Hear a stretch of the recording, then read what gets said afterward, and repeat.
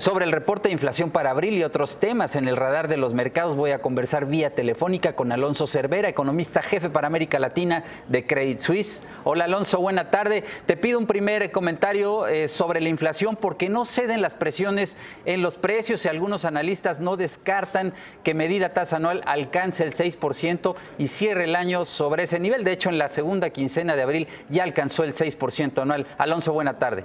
Buenas tardes, Víctor. Efectivamente, la inflación no cede. En lo que llevamos de este año, las sorpresas en materia de inflación han sido adversas, es decir, la inflación ha estado por arriba de lo que estamos anticipando en el mercado. Yo creo que en parte te refleja la resistencia que ha mostrado la economía mexicana en lo que va del año. Es una economía más fuerte de lo que anticipábamos, tenemos un mercado laboral tal vez más apretado de lo que pudimos anticipar al cierre del año, y yo creo que simplemente las empresas están encontrando algunas excusas, como puede ser el alza de la gasolina o la depreciación del tipo de cambio, para finalmente subir sus precios. Recordemos que la inflación en México estuvo bastante reprimida en los últimos 2 años, y bueno, se empezó a botar, digamos, a principios de este año, y creo que la inflación la vamos a ver sobre niveles del 6% en los próximos meses. Yo ahora estimo que la inflación puede tocar un techo por ahí del 6.2% en agosto. Mi pronóstico hace un par de meses era que ese nivel máximo lo veríamos en 5.8, ya lo estamos viendo hoy en día en ese nivel, y efectivamente pinta para que la inflación en México este año cierre sobre niveles del 6% anual. La pregunta, Alonso, es si podrán dormir tranquilos los miembros de la Junta de Gobierno de Banjico de aquí a la reunión de política monetaria del 18 de mayo. ¿Qué va a pasar ese día, en tu opinión? Yo creo que nunca duermen tranquilos y sobre todo a la luz de los problemas de inflación que están enfrentando. Creo que la decisión de la próxima reunión va a estar entre dejar sin cambio la tasa de referencia o subirla en 25 puntos base. Yo me inclino a pensar en que no la van a mover, sobre todo porque ya hay una expectativa casi universal de que la FED se va a mover en su reunión de junio, que es el 14 de junio. Yo creo que como Banco de México nos ha dicho que va a estar ligado a lo que haga la FED, yo creo que el Banco de México va a esperar a que la FED se mueva el 14 de junio, ellos tienen reunión el 22 de junio en México, y yo creo que ahí decidirán subir la tasa. Para mí sería demasiado subir la tasa 2 veces en casi un mes, la próxima semana y luego el 22 de junio, entonces yo creo que se van a guardar esa bala para la reunión del mes próximo. ¿Pensarías entonces que se va a esperar el Banco de México a junio a que primero tenga su reunión la Reserva Federal? Te pregunto si entonces esperarías un movimiento adicional en línea con lo que haga la FED en el segundo semestre del año, que es lo que está pensando el mercado.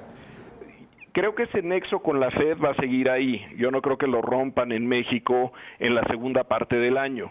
Entonces, si la FED se mueve en el segundo semestre del año, yo creo que Banco de México hará lo mismo que haga la FED. La pregunta está en que si Banco de México tendría que hacer algo adicional a lo que haga la FED si las presiones de inflación no ceden.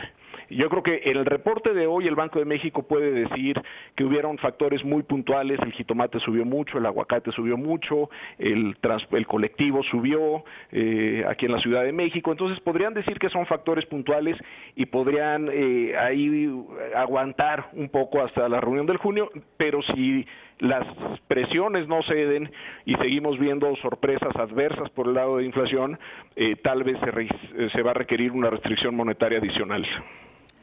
Alonso, ahora quiero pedir tu opinión sobre el tipo de cambio, que también se vuelve a ver presionado y otra vez está sobre los 19 pesos con 20 centavos. ¿Qué hay detrás de esta presión? Yo creo que hay dos cosas. Primero, la caída en los precios del petróleo, que empezó desde mediados de abril. El precio del petróleo depende de la canasta que veas, ha caído entre 10 y 15% desde entonces. El techo en el precio del petróleo fue por ahí del 18 de abril más o menos, que coincidió con el nivel más fuerte del peso contra el dólar de 18.50. Entonces, una parte es esta caída en el precio del petróleo y cómo nos afecta sobre todo en materia fiscal en México y cómo la gente sigue asociando a México y al peso mexicano con el petróleo.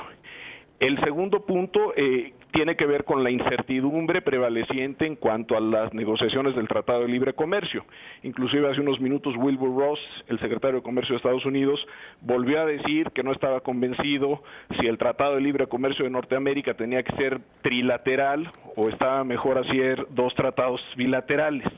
Entonces, esa incertidumbre regresó a finales de abril y sigue con nosotros, lo comentamos en este espacio, y creo que estos 2 temas, estas 2 variables, el petróleo y la incertidumbre con respecto al Tratado de Libre Comercio, son los principales factores que están afectando al peso mexicano y a muchas otras monedas en mercados emergentes.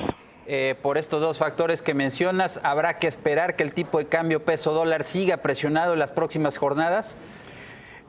Tú sabes cómo opera el tipo de cambio, es un sube y baja. Cuando pensamos que se va a apreciar, se deprecia, cuando pensamos que se va a depreciar, se aprecia.